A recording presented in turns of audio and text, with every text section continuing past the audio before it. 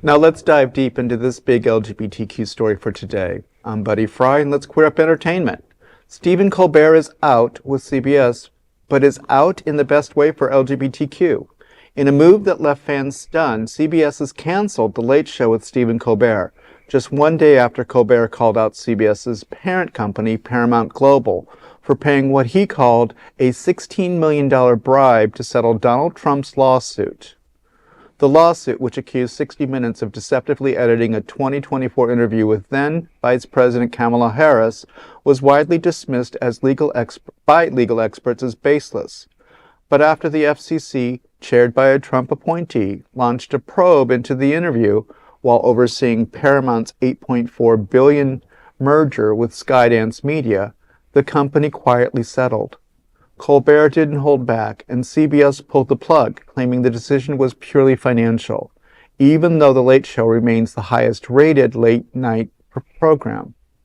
The show will end in May 2026, but while Colbert may be out at CBS, he's been out in the best way for the LGBTQ community since day one. The LGBTQ Alley, as far back as 2014, skewered then Wisconsin Governor Scott Walker for opposing same-sex marriage. That same year, he spotlighted the legal powerhouses Ted Olson and David Boies, who helped defeat California Prop 8. In 2016, Colbert called out lawmakers for their obsession with trans bathroom bans, branding them the real weirdos. His pointed satire landed at a time when anti-trans bills were just gaining steam, bills that now exist in 19 states. In 2017, he mocked Vladimir Putin's censorship laws by portraying him as a shirtless gay clown singing RuPaul's Supermodel.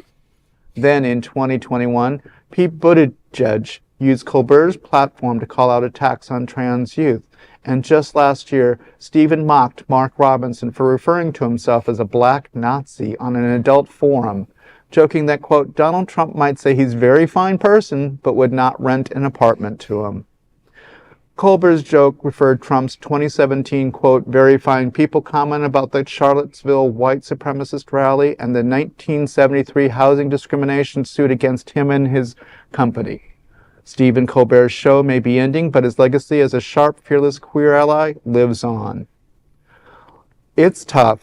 You know, there's been a lot of speculation about the merger between Paramount and Skydance, which benefited the family that owned Allison, yep. Mm-hmm. And it's tough because CBS kept quoting that they lose $40 million annually on the production value of the show, even though they are the highest ranking. It's a financially money-losing show for them. So it's tough, but, you know, I'm hearing rumors that Stephen might be evolving into a partnership with MSNBC, and I'm thinking that it's probably going to evolve like a lot of shows. A lot of people are not watching nighttime television anymore. They're going online to YouTube and, you know, the internet. So maybe there's an opportunity. Yeah. There's an opportunity for him to grow an audience streaming, and I think he'll have an instant audience. I would be remorse to think that he doesn't already have 5 or 6 different offers from Netflix or Peacock or Tubi or whatever they all are. You know, I just think it sucks, and that's the only word that I can think of, because it sucks that this man-child is getting his way, essentially. It just feels like it starts at the top, obviously, you know, then trickles down the dirt water drain, hits a few stops on the way to where it needs to go, and it's just dirty. You know, it's the end of an era that did not need to end. And that is sad. There was a whole, there have been 4 or 5 other late night hosts who have stood in solidarity with Stephen.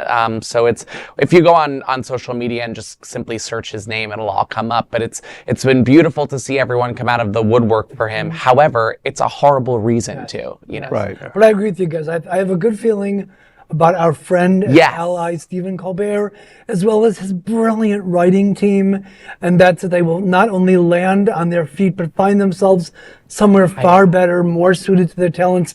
And let me just say, there's not enough Tarnax on the planet to remove the tarnish from the so-called Tiffany network.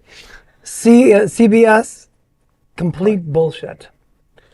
And on that, That is a big LGBTQ story for today. There is no other queer nonprofit media platform like this in the entire world. Support our LGBTQ stories by subscribing and sharing Queer News Tonight.